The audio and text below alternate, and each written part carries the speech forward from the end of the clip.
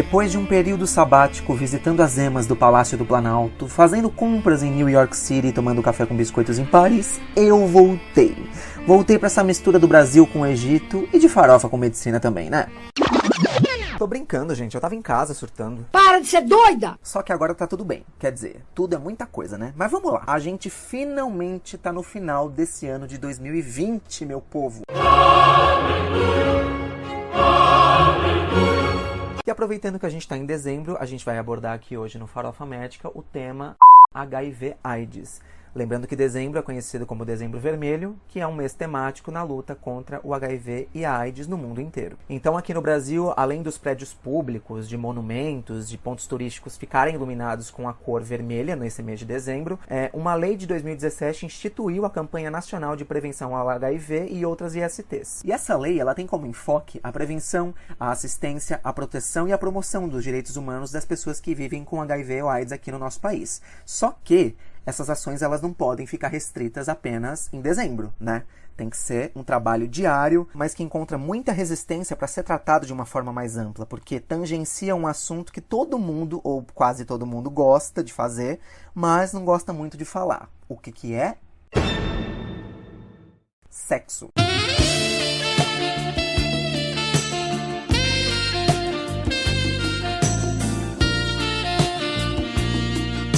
Mas a discussão é óbvio que vai muito além disso. Versa sobre direitos, sobre saúde pública, saúde sexual e reprodutiva e outras cocitas mais. Então, para ficar mais dinâmico, não ficar tão maçante o nosso episódio, eu vou trazer 6 pontos importantes sobre HIV/AIDS na atualidade. Mas por que 6 pontos, Anderson? Gente, não sei, porque eu senti no meu coração 6 pontos e vai ser 6 pontos, tá bom? Ah, e a gente também vai ter uma participação pra lá de especial de um cara que eu adoraria andar com ele no recreio da escola, gente. Então vamos começar? Bora pro ponto número 1. AIDS é diferente de HIV. Uma pessoa que se infecta pelo vírus HIV não necessariamente vai desenvolver a doença que esse vírus causa, que é a AIDS.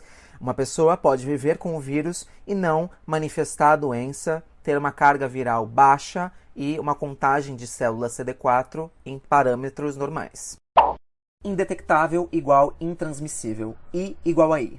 E isso é uma eficaz medida de proteção, porque hoje, em 2020, a gente sabe que uma pessoa indetectável, tem carga viral baixa de HIV, é uma pessoa intransmissível, ou seja, ela não transmite o HIV mais. Isso ocorre quando a pessoa toma os medicamentos de forma correta e, portanto, adere bem ao tratamento antirretroviral. Quando uma pessoa descobre que está com HIV, ela já tem o direito de iniciar o tratamento antirretroviral. E, como eu disse, se ela adere bem ao tratamento, faz o uso dos medicamentos de forma correta, é uma questão de tempo ela se tornar uma pessoa indetectável.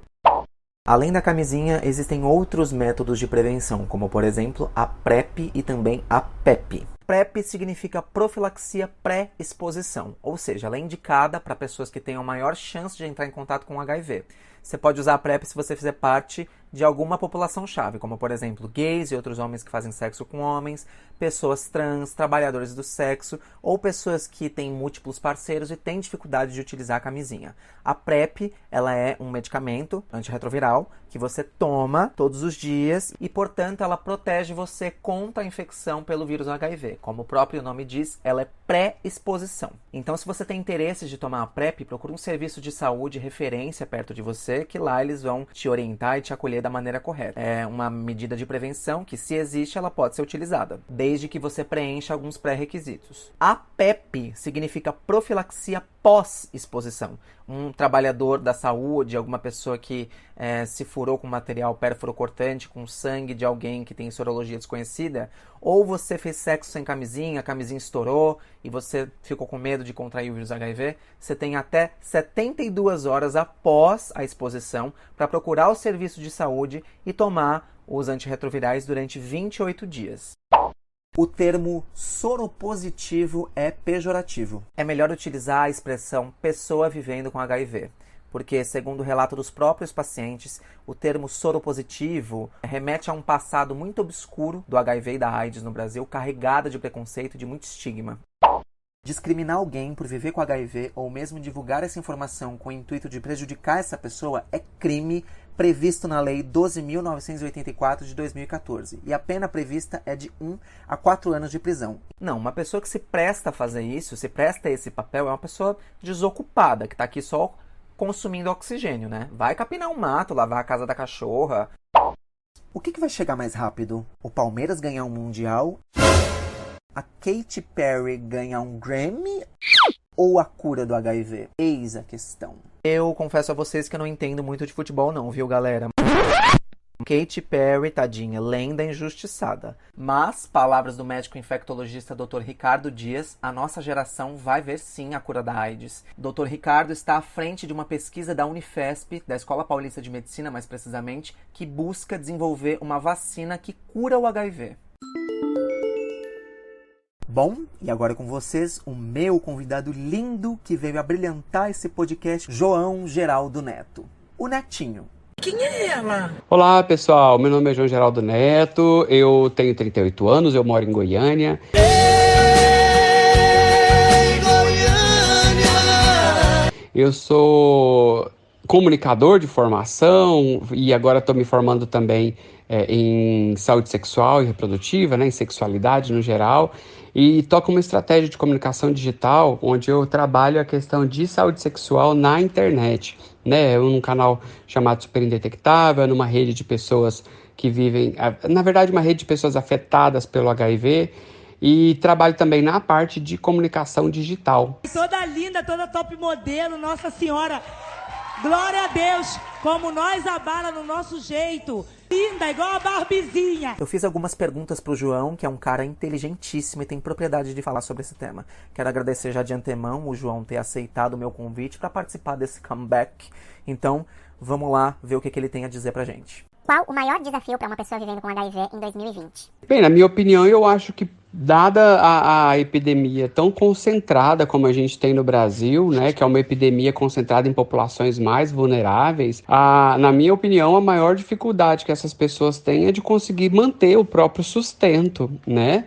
Porque enquanto a gente pensa que porque a pessoa que vive com HIV, ela deve tá ainda procurando por medicamentos, acesso a medicamento, acesso a um tratamento de qualidade, ou acesso aos exames, a gente está se esquecendo que a maioria das pessoas que vivem com HIV vem de uma população muito vulnerável, né? Quando você olha, por exemplo, para as pessoas, as mulheres trans, que mais de 30% delas vivem com HIV, a prevalência é altíssima, você vai perceber que isso não está sozinho, o HIV não está sozinho, o HIV está com um subemprego, o HIV está, às vezes, com uma vulnerabilidade social absurda, porque essas meninas, às vezes, não têm dinheiro para comer, muitas vezes a única coisa que sobra para elas é a prostituição, né? E a prostituição que envolve vários riscos, né? Porque as meninas que trabalham com sexo, as meninas trans, nem sempre elas estão dentro de um bordel, com segurança, com alimentação. Muitas vezes elas estão na pista ali, sendo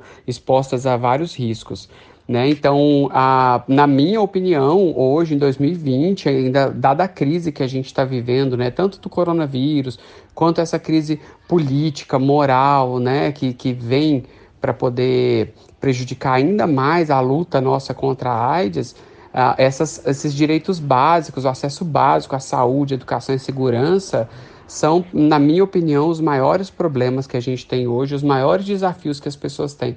O HIV, ele acaba sendo coadjuvante nessa luta, né? Porque a urgência pela comida, pela segurança, ela é agora. E muitas vezes a pessoa está saudável porque tomou medicamento, consegue se manter saudável do HIV, e ela acaba precisando relaxar para dar mais atenção para outras coisas. Então, é complicado, não é uma situação tão simples, a gente não pode ser tão raso, achar que basta garantir acesso, que as pessoas vão estar bem. Não, ainda tem muita coisa atrás para olhar. Qual o seu maior sonho? Dia desses me perguntaram, fizeram essa pergunta, eu achei interessante, que me perguntaram assim, se no meu canal eu gostaria mais de dar a notícia de que acabou o estigma e a discriminação contra as pessoas que vivem com HIV, ou que acharam uma cura da AIDS. Estigma significa cicatriz deixada por uma ferida, então é uma coisa ruim, uma forma de discriminação, preconceito. E sabendo dessa realidade, o UNAIDS, aqui no Brasil, realizou uma pesquisa no ano de 2019 e mostrou que 64% das pessoas vivendo com HIV ou AIDS aqui no nosso país já sofreram alguma forma de estigma ou discriminação. Eu não pensei duas vezes e já respondi que para mim é acabar com o estigma que é a discriminação, porque só assim eu acredito que a gente vai conseguir vencer os preconceitos que rondam o HIV, a gente vai conseguir ampliar a testagem e o diagnóstico oportuno, né, no tempo certo, não deixar com que as pessoas, por medo, por receio, por preconceito, deixem de fazer o teste, e é só assim a gente vai conseguir com que todas as pessoas acessem o tratamento, né, que essas pessoas não tenham medo de ser vistas, ser pegas com os comprimidos e que elas possam, então, viver a vida delas com HIV, independente dos estigmas, né, que a infecção traz. E isso ia reduzir drasticamente o número de pessoas mortas. E a gente percebe isso em países onde o tabu do HIV já foi reduzido, né, já foi minimizado. Nesse caso, você percebe que as estratégias de prevenção, elas têm um retorno muito maior, né? A PrEP, por exemplo, você consegue ver em países ou em lugares, cidades, onde falam de sexo com maior naturalidade, falam, né, naturalmente falam também de prevenção das IST, a resposta aos estímulos governamentais é muito maior, né? Então as pessoas respondem, porque as pessoas não têm o medo que a gente tem hoje no Brasil. Então a gente precisa evoluir muito e o meu maior sonho, com certeza, era ver o fim do estigma e da discriminação do HIV no mundo inteiro, né? Não só no Brasil, mas que isso fosse, de fato, findado em todo o mundo. Você, querida, dá um nome, você arrasa. É tão bom ouvir uma pessoa tão esclarecida e tão inteligente, né, galera? Por isso eu agradeço mais uma vez o João Geraldo por ter aceito o meu convite e participar do Farofa Médica aqui com a gente hoje. Então, diante dessa aula, desse show que ele deu aqui, o nosso ingrediente da nossa farofa de hoje é resiliência. Eu adoro essa palavra e mais ainda esse sentimento. E eu penso que quando a gente consegue desenvolver a capacidade de ser resiliente nesse mundo louco que a gente vive, a gente consegue viver mais pleno e feliz. E é isso, pessoal. Muito obrigado a todos vocês, tá, por terem ouvido esse podcast até aqui. Muito obrigado a você, Anderson, pelo convite, tá sempre tão carinhoso, sempre tão atencioso nessa causa. Entendeu, né, cara? Você entendeu que o HIV não é uma causa apenas das pessoas que vivem com HIV, mas de toda a sociedade, porque todos nós estamos suscetíveis, pessoas que a gente ama estão suscetíveis, e não dá mais para viver com esse preconceito todo, né? Muito obrigado a você, muito obrigado a todos vocês, a gente se fala, até mais, tchau, tchau.